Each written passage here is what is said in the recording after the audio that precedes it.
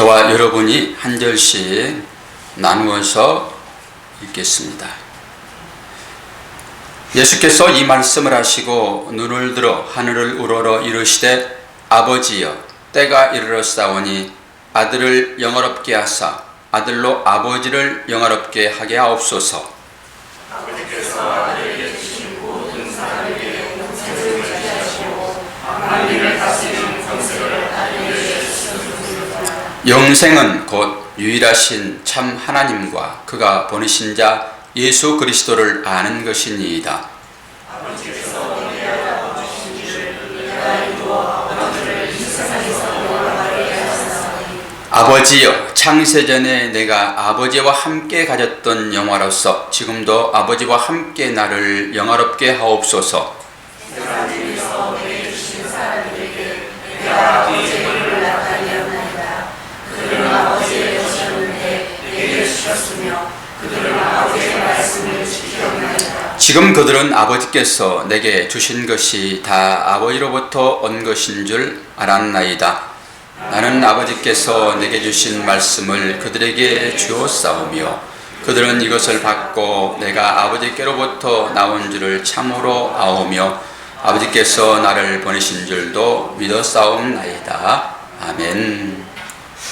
자, 오늘의 말씀의 제목은 영광, 영광, 영광. 세 번씩, 제목이 세 번씩 영광이 들어가 있으니까 중요하겠지요. 어떤 신학자는, 목회자는 이런 얘기를 했습니다. 성경이 다 없어지고 요한복음 이 17장만 있어도 세계의 복음이 전개되겠다 이렇게 얘기를 했습니다. 뭘 얘기하죠? 그만큼 요한복음 17장은 중요하다라고 하는 것이죠. 중요하니까 여러분 잘 들어야 되겠죠. 정말로 중요한 그런 내용들입니다. 사실 우리가 이제 17장을 돌아오면서 17장은 그 부제가 달려 있잖아요. 대제사장적 기도. 주님이 마지막 기도를 하십니다. 이게 처음과 끝을 주님은 기도로 마무리를 하시거든요. 그러니까 기도의 총정리 이렇게 보시면 되겠어요. 요한복음 중심, 성경의 모든 중심이 여기에 있다 해도 과언은 아니겠죠. 예수님의 기도하면은 여러분 제일 먼저 떠오르는 것이 어떤 것입니까? 주기도문이죠. 주기도문. 주기도문은 제자들이 우리들에게도 기도를 좀 알려주세요 라고 하니까 기도는 그러면은 이런 것이야 라고 제자들에게 알려준 것이고요. 오늘 이 기도는 주님이 직접 하는 기도입니다. 누구를 향하여서 기도하겠습니까? 하나님을 향하여 기도를 합니다. 여러분 성경을 한번 요한복음 17장을 한번 보십시오. 단락을 한번 나눠보세요. 단락이 오늘 1절부터 8절까지가 예수님 자신에 대한 그런 기도입니다. 예수님 자신에 대한 기도. 그리고 안 보세요? 성경을 한번 보세요. 17장. 그래야지 이게 그렇구나라고 하죠. 1절에서 8절까지 오늘 읽어드린 것까지가 예수님 자신을 위한 기도예요. 자, 그러면서 9절부터 시작이 되어지는데 내가 그들을 위하여 비옵나니 이것은 제3자를 위한 기도이지요. 그러니까 제자를 위한 기도입니다. 그래서 9절에서 19절까지 딱 제자를 위한 기도로 끝나고요. 20절에서 이제 마지막까지 어떤 기도겠습니까?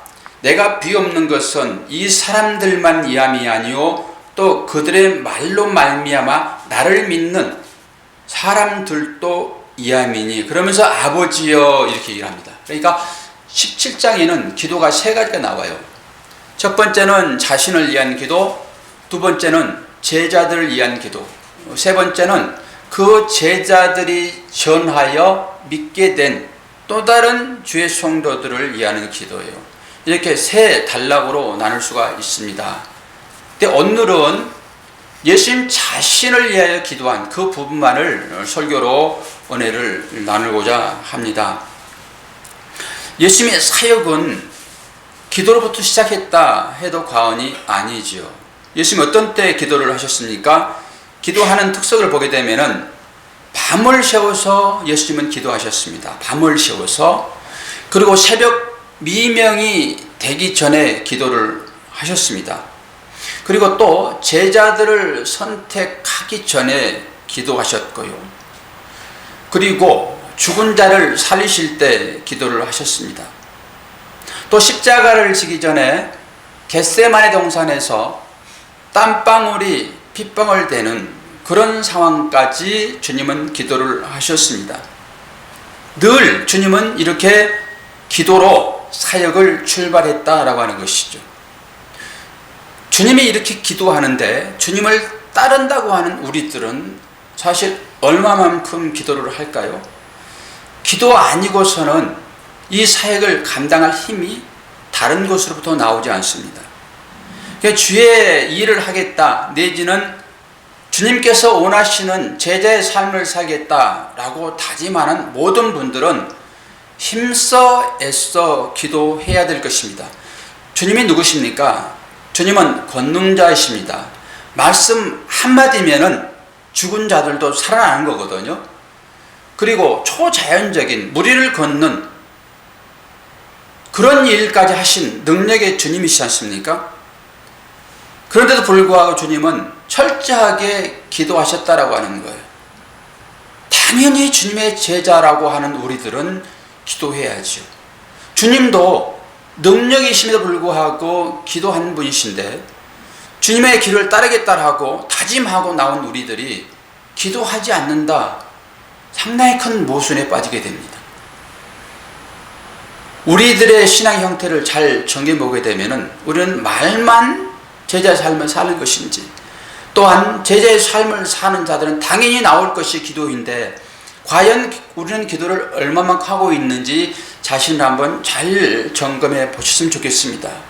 그래서 오늘 이 요한복음 17장 전반 과정을 통해 가지고 왜 기도를 해야 되는지 또 기도는 왜 하는 것인지 기도의 목적은 무엇인지 기도의 내용이 어떤 것인지 여러분 제목을 보시면 눈치채셨을 거예요. 기도는 곧 영광을 나타내기 위하여 기도하는 것이죠. 기도는 어떻다고 말합니까? 기도는 다른 말로 하나님과의 대화다 이렇게 얘기하면 대화. 우리가 대화를 하지 않으면은 상대방의 마음을 상대방의 뜻을 알 수 있는 방법은 없습니다. 물론 내가 초능력이 있어 가지고 그 사람들의 마음을 꿰뚫어 본다 하게 되면은 상관없겠죠. 그러나 대화를 하지 않고는 누구든지 상대의 마음을 알 수 있는 길은 없습니다.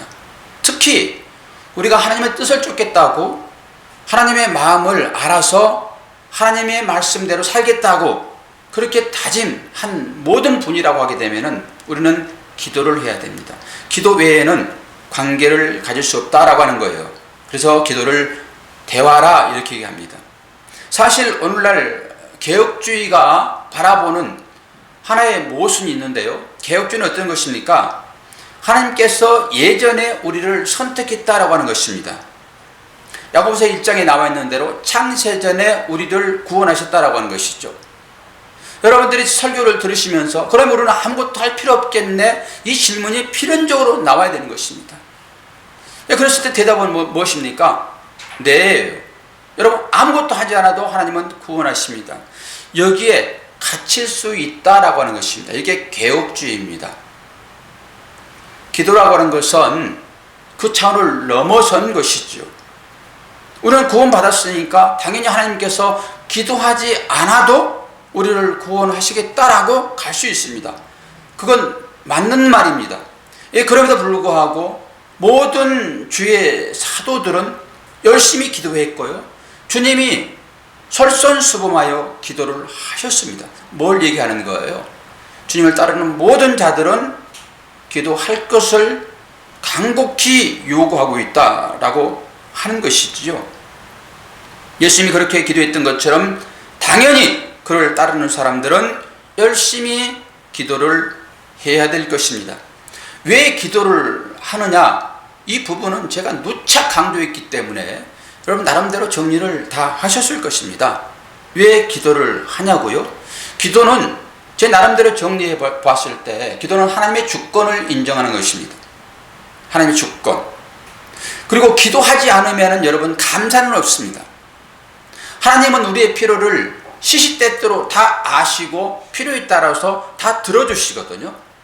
그런데 세세하게 우리가 기도하지 않게 되면은 모든 것을 다 응답하시고 우리의 삶을 인도하시는 그 하나님 앞에 여러분 감사는 없습니다.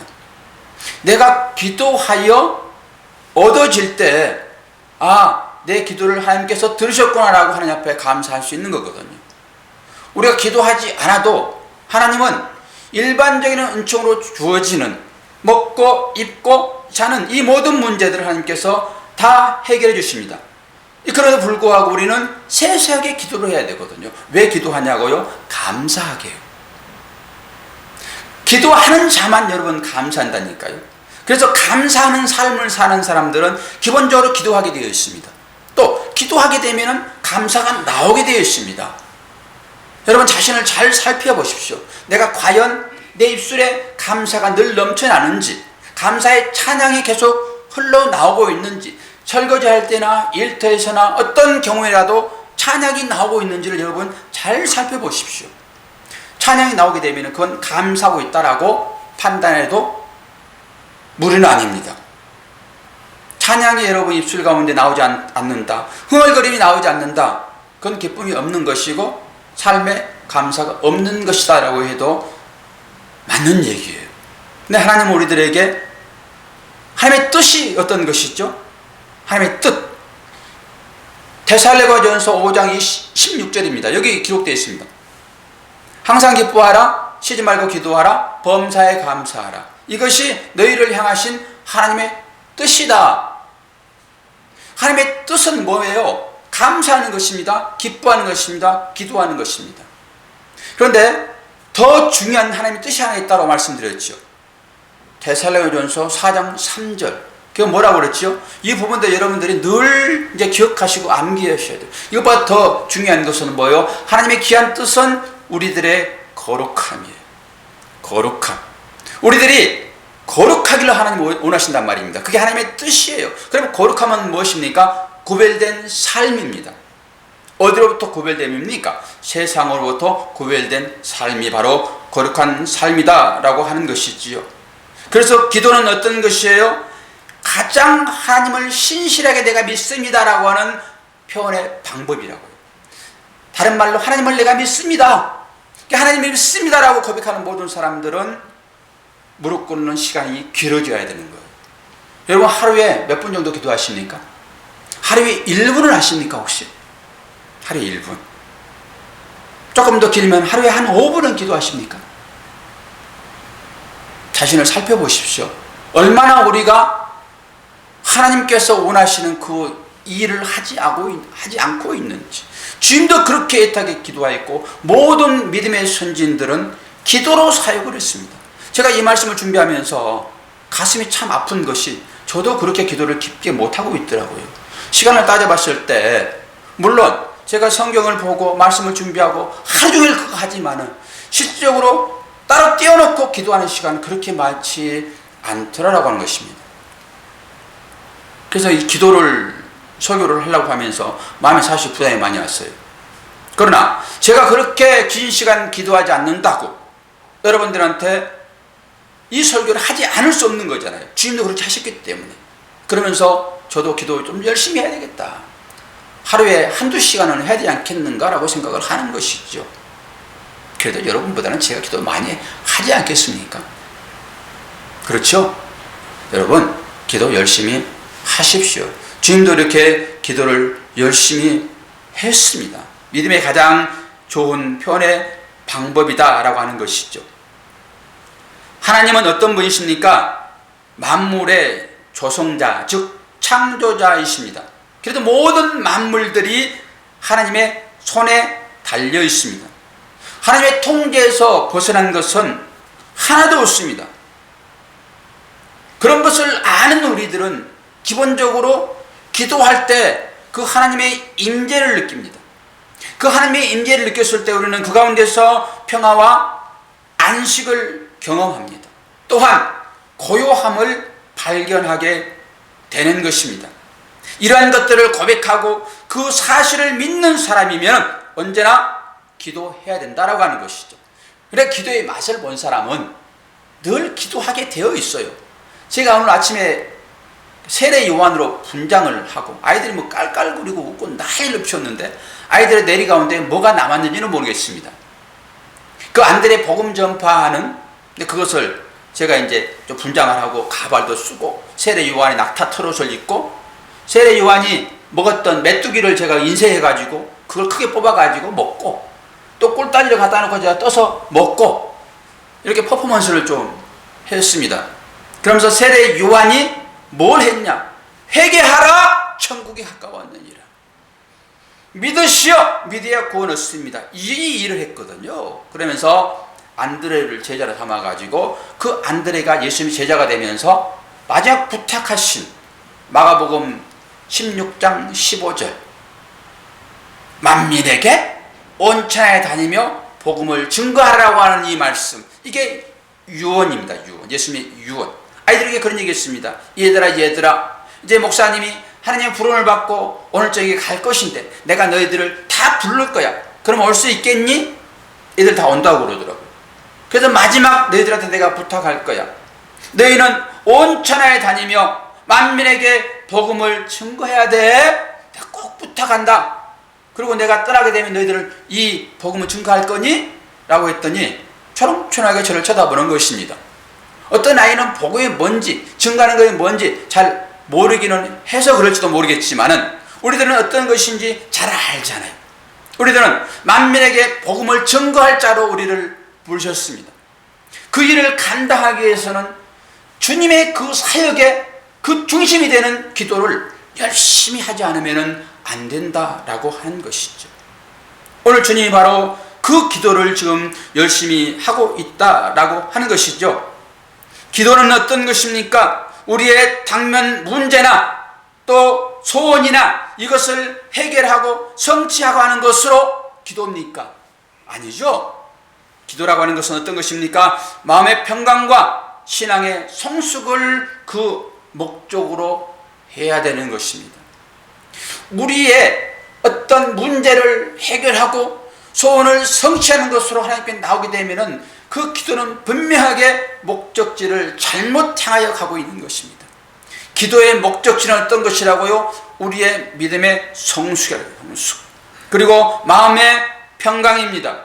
그래서 주님이 마태복음 11장 28절에서 이런 얘기를 하고 있습니다. 옛날에 경쟁이가 이 얘기를 저한테 들려주더라고요. 이 얘기를. 경쟁이는 기억도 없을 거야. 경쟁이가 처음에 얼마나 믿음이 좋은 사람이 있는지 실명을 제가 얘기를 하는 것은 이물었기 때문에 그러는 거예요. 많은 질문을 했습니다. 저한테 많은 질문을. 제가 많은 또 대답을 했고요. 그때 아주 이 교감이 상당히 깊어졌습니다. 근데 요즘 이제 공부하느라고 이 교감이 좀 떨어져서 안타깝긴 하지만은 그때 저한테 이 말씀을 읽어줬어요. 야, 이거 이제 기억도 잘 안 날 것입니다. 보십시다. 이게 기도입니다. 수고하고 무거운 짐진 자들아 다 내게로 오라. 내가 너희를 쉬게 하리라. 나는 마음이 온유하고 겸손하니 나의 멍에를 메고 내게 배우라. 그러면 너희 마음이 쉼을 얻으리니. 뭘 얘기하고 있죠? 모든 무거운 짐진 자들아 다 내게로 오라. 내가 너희를 쉬게 하리라. 이것만 딱 보게 되면은 우리 인생사의 다양한 문제들을 하나님께 아뢰게 되면은 예수님께 가져나가게 되면은 예수님께서 우리를 그 문제에서 해결하게 해주실 것이다. 우리는 이렇게 접근을 하잖아요. 나의 고난의 문제, 또한 나의 당면의 어떤 심각한 문제, 이런 문제를 다 풀어내줄 것이다. 즉 나의 어깨에 있는 짐을 다 내려놓게 하실 것이다. 이렇게 생각하잖아요. 그런데 뒷부분을 보게 되면은 지금 뭐라고 얘기하고 있습니까? 너희의 마음이 쉼을 얻으리라. 이렇게 하고 있습니다. 짐을 내려주는 것이 아니라 너의 마음을 내가 평피하겠다, 이런 것이죠. 이게 기도의 응답입니다. 우리는 이거 다 압니다. 기도 열심히 해봤고 신앙생활 몇십 년을 해봤기 때문에 하나님께서 우리의 기도를 어떤 방법으로 들어주셨는지 우리는 익히 이제는 압니다. 여러분, 짐이 무거워서 괴로운 것이 아니라 우리 마음이 불편하기 때문에 무겁게 느껴지는 것입니다. 하나님은 환경을 바꾸는 것이 아니라 우리의 마음을 바꿔내십니다. 기도가 바로 그리 행해야 한다라고 하는 것이죠. 우리에게 어떤 문제가 닥쳐왔었을 때 그것은 우리를 짓눌러서 너 꼼짝 말어, 내 말에 100% 순종해야 돼, 그러면서 괴롭힘으로 주는 것입니까? 그러지 않는다라고 하는 것입니다. 하나님은 자녀들이 바르게 양육되어 하나님의 선한 뜻을 할 수 있도록 하기 위하여 우리들에게 다양한 문제를 주고 있다라고 하는 것이죠. 우리의 기도가 또한 응답을 받고 못 받고 하는 것은 부차적인 문제다라고 하는 것이죠. 우리가 어떤 문제로 하나님 앞에 엎드렸을 때 하나님은 그 기도를 통하여서 우리의 마음을 만지시며 새롭게 하신다라고 하는 것이죠. 이런 것일 수 있습니다. 우리가 어떤 일을 하는데 그 일을 어떤 사람으로부터 인정받기를 원하잖아요. 제가 이렇게 주일날 되기 전에 뭐 설교를 준비하고 또 이제 교회도 청소하고 나름대로 이렇게 하잖아요. 그런데 제 마음 가운데 어떤 마음이 있냐, 뭐 마음이 금방 있다 또 사라지고 그러긴 하지만은 누군가 좀 내가 청소할 때 좀 우리 성도 한 분이라도 좀 왔으면 좋겠다? 왜일까요? 어제는 제가 청소를 진짜 하고 있는데 상훈이가 왔어요. 그때 제가 땀을 뻘뻘 흘리고 에어컨도 안 켜놓고 교육관 청소를 하고 있었습니다. 얼마나 상훈이가 반가운지 여러분 그 마음 아시겠습니까? 뭐 목사라고 여러분 다른 줄 아십니까? 누가 내 마음을 알아주는가? 근데 한 번도 알아주지 않게 되면요 그 일 자체가 그렇게 즐겁지 않아요. 근데 사람들의 마음은 어떤 거예요? 사람들 누군가로부터 인정받기를 원하여 일하는 것. 내가 열심히 뭔가 땀 흘려 일했을 때 누가 봐주면은 보람이 있거든요. 그래서 제 아내가 뻘뻘 땀을 흘리고 있게 되면은 제가 가서 일부러 찾아가가지고 여보 수고하네 이렇게 얘기를 합니다. 그러면 그 아내 얼굴에 땀은 흐르지만은 마음은 시원하거든요. 누군가로부터 인정받았다라고 하는 거 아니겠습니까? 여러분들은 아주 거룩하게 그렇게 앉아 계시니까 저만 아주 그런 것 같이 느껴지는데 다 그래요. 근데 우리는 사람한테 인정받는 그것보다도 하나님께로부터 인정받는 거, 이게 제일 중요한 것입니다. 늘 우리는 사람에게 갇혀 있어요. 사람이 알아주든 안 알아주든 그게 무슨 상관이 있겠습니까? 하나님이 알아주면 되는 것이죠. 그렇게 땀을 뻘뻘 흘리게 되면 누구든지 보는 사람은 기특하게 생각하여 주머니를 뒤지게 되어 있어요. 왜 뒤져요? 아이스크림 한 개라도 사주고 싶어서. 저는 아이들 지나갈 때마다 그 아이들 볼 때마다 주머니를 뒤져요. 한 1,000원씩이라 좀 주고 싶어요. 아이들 없으면 주지 못하지만은 혹시 습관될까 봐서 제가 조절을 좀 하긴 하지만은 늘 마음 가운데 아이들 보게 되면은 졸업하여 지금 학교 다니는 아이들 보게 되면 늘 주머니 손이 간다고요. 하나님이 그런 거 아니겠습니까? 우리를 바라볼 때 어떤 일이 하나님 기뻐하시는 그 일을 했을 때 여러분 교회 나와서 뭐 이거 하라 그런 소리는 아니겠지요.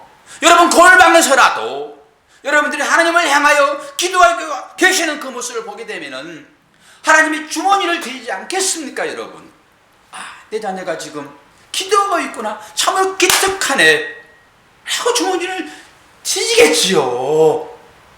우리는 단순히 돈 많은 이거 주는 걸로 나의 마음을 표하지만은 하나님은 어떻게 표하시겠습니까? 여러분 다 아시잖아요. 여러분 앞으로 하나님께서 주실 상급이 있다라고 하게 되면은 여러분 구원의 상급일 것이지만은 또 다른 것이 있다라고 생각하고 여러분 열심히 하나님 앞에 헌신하십시오. 그러면 하나님께서 여러분들에게 상 주실 것입니다. 그런 차원에서 우리가 상을 생각하면서 열심히 신앙으로 매진하십시오. 하나님이 기뻐하시는 일이 어떤 것인지 여러분 잘 아시잖아요. 13년 가까이 설교를 들었기 때문에 여러분 뭘 기뻐하시는지 하나님이 이제는 여러분이 잘 아세요. 하나님은 이렇게 우리의 마음을 만지시며 우리를 새롭게 하신다라고 하는 것입니다. 예레미야서를 보게 되면은 하나님께서 예레미야에게 밭을 사라 이렇게 얘기를 합니다. 예레미야는 참 선지자예요. 참 선지자. 예레미야는 이스라엘 백성들이 저 갈대아 사람들에게 팔려갈 것이다 라고 하나님께서 예언을 하셨어요. 예, 그들의 증거하라고 얘기를 합니다. 이스라엘 백성들이요 당신들 팔려갈 것입니다. 그러나 모든 다른 선지자들은 가짜 선지자들인데 그 사람들은 염려할 거 없어요. 우리가 어떤 사람들인데 우리가 예루살렘에 성전을 가지고 있고 거기에 법궤가 있고 하나님 말씀이 있고 선택받은 민족인데 하나님이 우리와 함께 하시는데 우리가 어떻게 저 이방 나라에 팔려간단 말입니까? 여러분 걱정 마십시오. 예레미야는 아닙니다. 그러니까 많은 사람들이 예레미야를 손가락질하고 아주 그를 핍박했습니다. 그런데 하나님이 예레미야에게 뭘 말씀하세요? 밭을 사라 이렇게 합니다. 아니 팔려갈 건데 왜 밭을 사라고 그래요? 그럼 우리는 어떤 기도를 하죠? 하나님 도저히 내 생각과 내 이성으로는 맞지 않습니다. 여러분 그렇게 얘기하잖아요. 아니 팔려가는데 밭을 사라고 하는 하나님 지금 정신이 있습니까 지금? 이렇게 따지는 게 우리의 어떤 기도의 내용이라고 하게 되면 그런 내용들이죠. 그러나 예레미야의 기도는 그러지 않았다라고 하는 것입니다. 하나님 제가 하나님 하신 그 일에 대하여 깨달아 알 수 있도록 하나님 저에게 지혜를 주십시오. 하나님은 분명하게 어떤 뜻과 목적이 있어가지고 밭을 살아갈 것인데 저는 지금 그 자체를 잘 모르겠습니다. 깨닫게 해주시옵소서라고 하나님의 뜻을 묻는 이것이 참된 기도거든요. 우리의 삶 가운데도 하나님은 이렇게 엉뚱하게 말씀하실 수 있다라고 하는 것입니다. 팔려가는데 왜 그 당시에 예루살렘에 밭을 사라고 하십니까? 우리 삶 가운데 그런 일이 없습니까? 축복했다고 하는 너희들은 내가 눈동자처럼 지키겠다라고 하는 그 언약의 말씀이 우리에게 주어져 있는데 머리털까지 셋신머 되었다고 내가 너희 곁을 절대 떠나지 않겠다고 하시는 하나님이 때로는 우리들에게 여러 가지 환경으로 우리가 이해할 수 있는 방법으로 일들이 생기잖아요. 그때 우리는 이 예레미야를 여러분 생각해야 될 것입니다.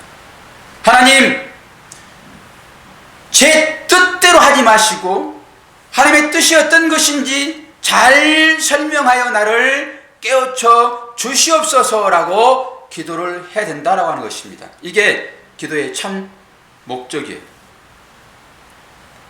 오늘 본문으로 들어가서 이제 하나하나 어떤 것이 주님이 기도하는 내용인지를 한번 살펴보도록 하겠습니다. 1절에 보게 되면은 뭐라고 지금 얘기를 하고 있습니까? 1절, 17장 1절.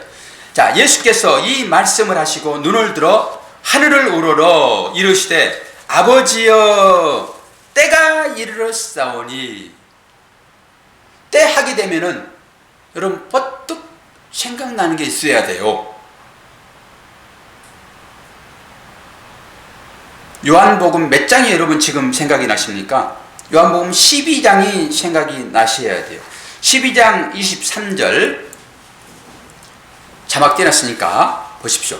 12장 23절과 27절 예수께서 대답하여 가라사대 인자의 영광을 얻을 때가 왔도다.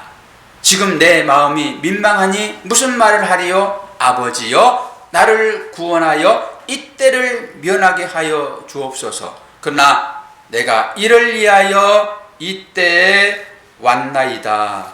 지금 무슨 때를 얘기를 하고 있습니까? 예수님께서 십자가를 질 생각을 하니까 너무너무 마음이 괴로운 거예요.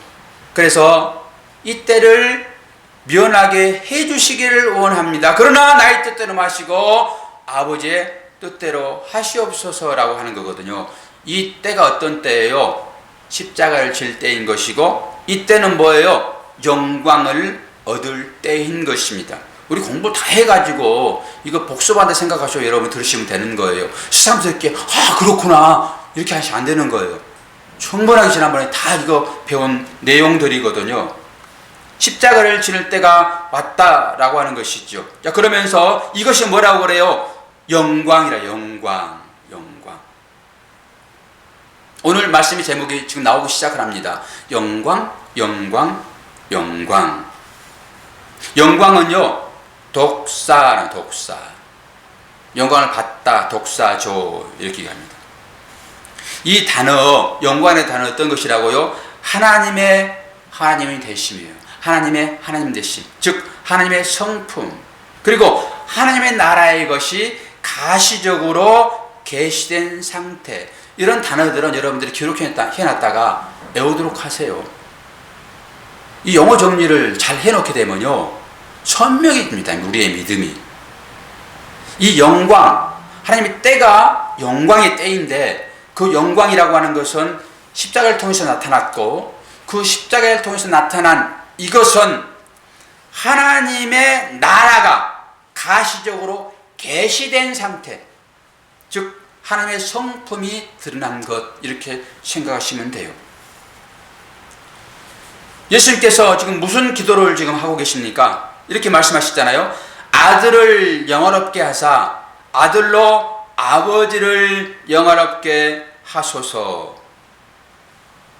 정말 피하고 싶은 일이긴 하지만은 하나님의 영광을 위하여 십자가를 질 수 있도록 나에게 힘을 주시옵소서. 이런 간구입니다.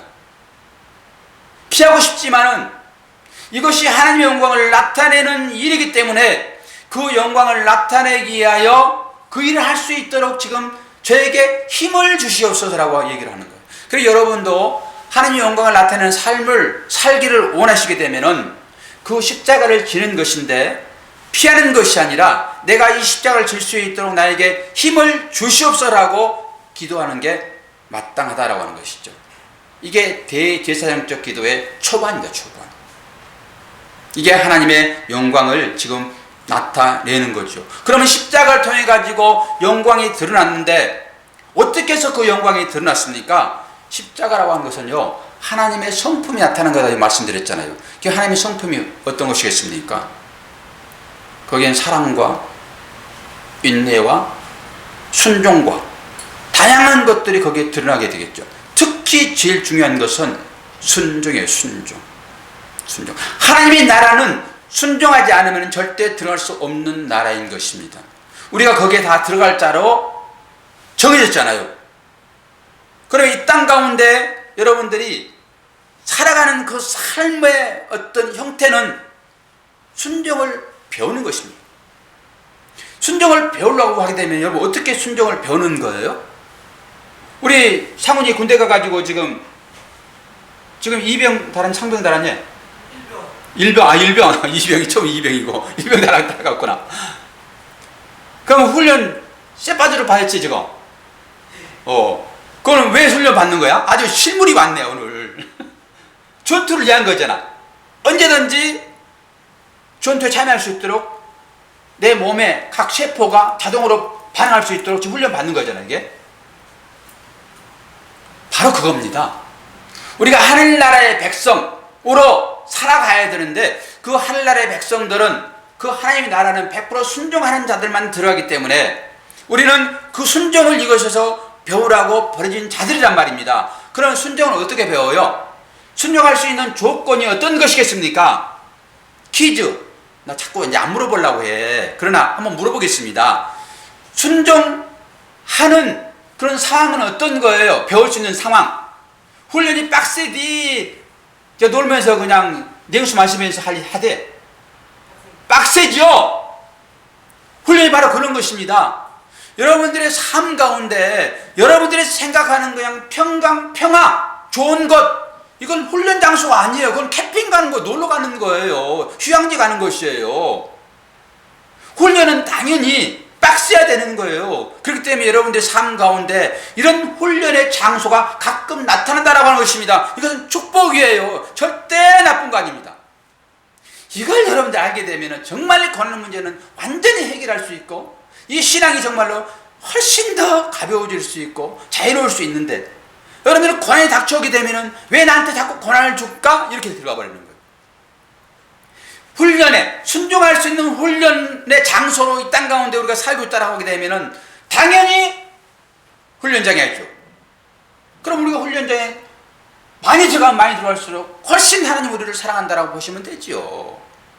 우리는 정반대로 하나님을 알고 있다니까요. 이게 문제예요. 이게 잘못 배우고 있는 것입니다. 우리는 순종하는 자로 지어져 가야 되잖아요. 하나님 나라는 100% 순종하는 자만 들어가는 것이니까. 여기에서 그래서 하나님께서 백기들도록 항복하는 것은 뭐예요? 나의 모든 것들을 당신께 이제 맡겼습니다, 이런 의미인 것이잖아요. 그래서 무릎 꿇는 것입니다. 이게 기도예요. 기도는 곧 항복이다 해도 다른 말은 아닙니다. 난 당신께 모든 걸 다 일임하겠습니다. 이제 당신 뜻대로 하소서. 생명까지도 내 맡기는 거잖아요. 전쟁에 갇힌 장수는 목을 거는 것이에요. 무릎 꿇지 않으면 죽입니다. 그러나 무릎 꿇은 자는 잘 안 죽여요. 도로 자유를 주지요. 이런 것입니다. 그래서 여러분들에게 찾아오는 고난은 뭐예요? 하나님이 자녀에게만 주는 것입니다. 뭐 하라고? 순종을 배우라고. 순종을 배우라고. 그래서 주님이 기도하라고 하는 것은 그걸 깨닫도록 하는 거예요. 주님이 십자가를 질 때 얼마나 힘들었겠습니까? 그러나 그 힘이 어디서 나왔어요? 기도에서 나왔다니까요. 기도에서. 그래서 기도했더니 하나님께서 힘을 주셨더니 그 힘이 어떻게 나왔더라? 순종으로 나왔더라. 십자가가 바로 순종의 결정체입니다. 그게 하나님 나라의 성품이에요. 하나님 나라의 성품. 이게 다른 말로 영광이에요. 영광. 십자가는 영광이라고 했으니까. 그러니까 영광 받으세요 라고 하는 것은 바로 그 삶을 사는 자들의 고백이라니까요. 그렇게 살고 있으면은 너 나한테 지금 영광 돌리고 있다, 이렇게 하나님 말씀해 주세요. 우리들이 뭐 세상 가운데서 뭘 잘해가지고 모든 사람들이 칭송 들을 만한 그런 일을 하게 됐을 때 하나님 영광 받으세요, 이게 영광이 아니라니까요. 어제 제가 기쁜 소식을 이제 들었는데요. 제 조카가 이제 학교를 다니는데 이제 우수장학금을 받았나 봐요. 그러니까 잘하고 싶은 생각이 있잖아요. 그런데 그게 등록금이에요.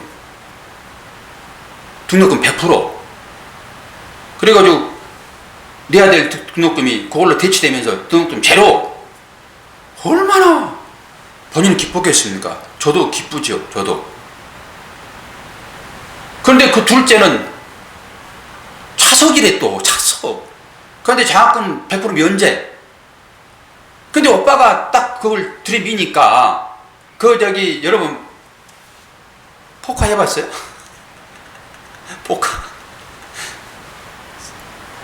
포카 해본 사람 아는데, 내가 풀하우스를 잡아서 풀하우스는 뭔지 아세요?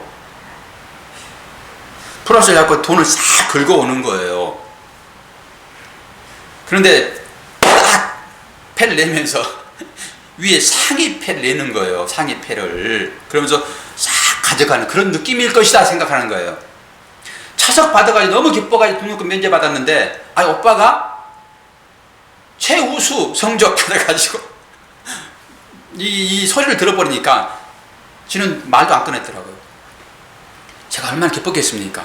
그 어려운 상황 가운데 자녀들은 그렇게 해주는 것이 부모한테 효도하는 거예요. 그 칭찬을 제가 많이 해놨어요. 칭찬을. 그런데 또 한편에 다른 사람을 제가 생각해 보는 거예요. 그 아이는 중간쯤 공부해요. 그러니까 장학금 받고 싶어도 장학금이 잘 안 돼. 그리고 자꾸 부모의 속을 썩이네, 가끔. 그런데 그는 그 상황들을 통해 가지고 하나님을 좀씩 알아가요. 하나님을. 그 아이는. 그럼 여러분, 그 속삭이면서 자꾸 한 번은 바라보지 않아, 글로 자꾸도 안 받아오네. 그런 자식이 하나님을 알아가는, 그 기도하는 자로 무릎 꿇는 그 모습을 볼 때 그게 기뻐요. 자끔 사는 면제받는 게 기뻐요. 둘 다 했으면 좋겠지. 그러나 하나님은 공평하신 하나님, 둘 다 안 주신다니까요. 저는 속색이고 하더라도 그 상황을 통해 가지고 하나님을 깨달아가는 그 자녀, 그게 훨씬 기뻐요. 비록 잠깐 받지 않아 가지고 내가 진짜 힘들게 해서 잠깐 대주더라도, 가끔 속색이더라도 그걸 통해 가지고 하나님에 대해 깨달은 그 자녀가 나는 더 기쁘다니까요. 우리들은 전부 시각이 그냥 잠깐 받는 것만 좋아해. 그렇지 않아요. 이게 하나님의 나라 섭리예요. 예수님께서 어떤 기도를 하고 있다고요? 하나님의 영광을 위하여 기도하고 있다라고 하는 거예요. 그런데 우리 인간은 어떤 식으로 한다고요? 로마서가 이렇게 얘기를 해요. 하나님을 알되 하나님을 영화롭게도 하지 아니하며 감사하지도 아니하고 오히려 그 생각이 허망하여지며 미련한 마음이 어두워졌나니 스스로 지혜 따나 어리석게 되어 썩어질 사람과 새와 짐승과 기어다니는 동물 모양의 우상으로 바꾸었느니라. 뭘 얘기하고 있죠? 우리 모든 인간들이 하나님을 알되 영화롭게도 하지 않으며 감사하지 않는단 말입니다. 생각이 허망해지고 미련해지고 어두워져 버려가지고 스스로 지혜 있다고 생각하지만은 세상 사는 지혜가 본인한테는 많이 있다 하지만은 어떻게 돼요? 어리석게 되어가지고 썩어질 사람이라고. 썩어질 사람. 우리 육체를 두고 하는 얘기죠. 썩어질 사람, 새, 짐승, 기어다니는 모든 것들, 이런 것들의 모양으로 우상으로 바꾸며 살아간다라고 하는 것입니다.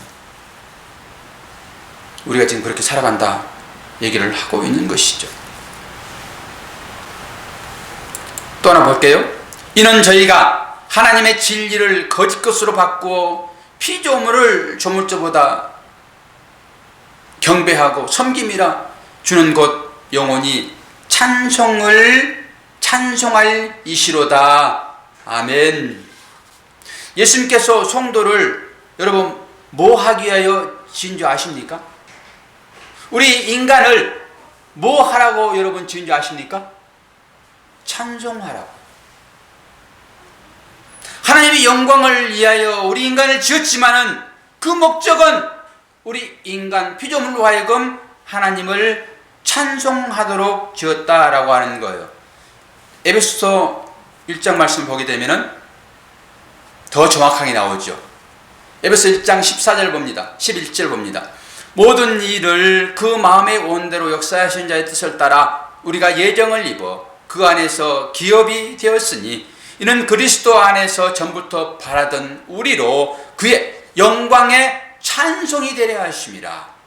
그 안에서 너희도 진리의 말씀 곧 너희의 구원의 복음을 듣고 그 안에서 또한 믿어 약속의 성령으로 인치심을 받았으니 이는 우리의 기업의 보증이 되사 그 얻으신 것을 구속하시고 우리를 구원하는 그 이유는 뭐예요? 그의 영광을 찬미하게 하려 함이라. 우리를 구원한 중요한 이유는 뭐예요? 하나님의 영광을 찬송하라고요. 그렇게 우리가 지음받은 자 되었다라고 하는 것입니다. 다른 말로 성도는 온전히 순종하는 자로 성숙이 되고 완성이 되어 자기의 영광이 아닌 하나님의 영광을 드러내고 하나님의 영광을 찬송하는 자로 회복되기 위하여 구원했다라고 하는 것입니다. 오늘 본 말씀 4절을 한번 보면서 말씀을 정리를 하고자 합니다. 4절에 어떻게 기록되어 있습니까? 아버지께서 내게 하라고 주신 일을 내가 이루어 아버지를 이 세상에서 영화롭게 하였사오니. 우리들을 부르신 이유는 아버지를 영화롭게 하는 것이고, 또 하나님 예수 그리스도께서 하나님을 영광되게 하시는 그 삶으로 십자가를 지셨는데, 그 영광을 다시 누구에게 준다 얘기를 하고 있었습니까?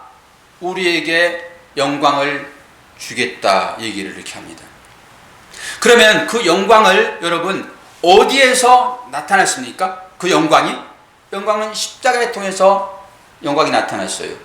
그러면 우리들로 하여금 그 영광이 되게 하겠다 주님 말씀하시거든요. 되게 하겠다. 뭘 얘기하는 거예요 지금? 오늘 하나님의 영광이 뭔지 여러분 다시 한번 정리를 잘 하셔야 돼요. 하나님의 영광이 뭔지. 그 영광은 십자가를 통해서 나타나는 그 일들이잖아요. 하나님께 영광을 돌리며 주님은 다시 우리들에게 영광을 주겠다 얘기하고 있는데, 그 영광이 어떤 거예요? 십자가에 지는 삶을 우리에게 주겠다라고 하는 것입니다. 이게 신앙생활이에요. 신앙생활. 그런데 우리가 이 십자가를 통해 가지고 하나님은 당신의 일을 이루셨는데, 그 십자가의 일이라고 하는 것이 어떤 것인가라고 하는 거예요. 십자가의 일. 요한복음 6장 28절 봅니다. 이 요한복음 우리가 다 배웠던 말씀들이죠. 여기에 이제 그 생명의 떡 사건이 나오는 장면들이죠. 저희가 묻되 우리가 어떻게 하여야 하나님의 일을 하오리까? 예수께서 대답하여 가라사대 하나님의 보내신 자를 믿는 것이 하나님의 일이니라 하시니라. 우리가 어떻게 십자가를 여러분 지겠습니까? 십자가를 통해서 영광이 나타났고, 그 영광을 하나님께 올려드렸고, 그 영광을 다시 우리들에게 주신다고 했는데, 그 영광, 그 십자가, 그걸 우리가 어떻게 지냐고요? 그 십자가를 지는 일이 일이잖아요. 일. 여러분 이 논리를 잘 따라오세요. 그런데 그 일이 지금 뭐라고 일을 얘기하고 있어요? 뭐라고 얘기하고 있죠 지금? 그 일이 어떤 일을 하고 있는 거예요? 예수를 믿는 일입니다. 예수를 잘 믿고 그 신앙 고백을 여러분 잘하면 되는 거예요. 이게 십자가의 삶인 것이고, 이게 영광이에요. 막연하게 영광 그러면 뭔가 잘 되는 것으로 그냥 하나님 영광 받으세요 이러는데, 이게 영광이 아니라, 자 그런 다음에 그러면 예수 잘 믿는 것이 우리의 삶에 어떤 것으로 드러나느냐예요. 어떤 것으로 드러나요? 서로 사랑. 여러분 성경이 점점 심플해지는 거예요. 이제 제가 여러분 그렇게 속을 긁었잖아요 지금까지. 여러분들의 그 심령을 규경하게 그런 거예요. 그 딱딱해진 자기의 그 복 받으려고 예수께 나왔던 그것들을 다 긁어내야 되는 거지요. 그래야지 십자가의 삶이 거기에 나타나잖아요. 이제는 어느 정도 이제 규정됐다 생각하는 거예요 제가. 그러면 이제 삶으로 여러분 나와야 되잖아요. 이제 이것이 에베소 말씀처럼 행함이 없는 믿음은 죽은 믿음이라고 하는 그 삶이 나와야 되는 것이니까. 그러면 그 일이 어떤 것이냐 라고 했을 때, 그 일이라고 하는 것은 예수 잘 믿는 거. 형제 알겠지? 예수 잘 믿는 게 일이란 말이에요. 그러면 그 일, 예수 잘 믿는 게 뭐냐? 행함으로 나와야 되는데, 그 행함은 이웃사랑이에요. 이웃사랑. 그 이웃은 나일 수도 있고 내 제일 가까운 이웃일 수도 있고 믿지 않는 자일 수도 있어요. 그들을 사랑해야 되는 거예요. 그러면 하나님께서 새 계명을 주실 때 첫 번째 하나님을 사랑하는 거예요. 목숨을 다하여 힘을 다하여 뜻을 다하여 하나님을 사랑하는 것이고, 둘째는 뭐예요? 내 이웃을 내 몸과 같이 사랑하는 것이다. 우리는 하나님을 사랑할 방법을 모릅니다. 솔직하게. 어떻게 하는 게 하나님 사랑이에요? 성훈이 알겠니? 잘 몰라 우리는 하나님 사랑의 방법을. 그래서 두 번째로 준 거예요.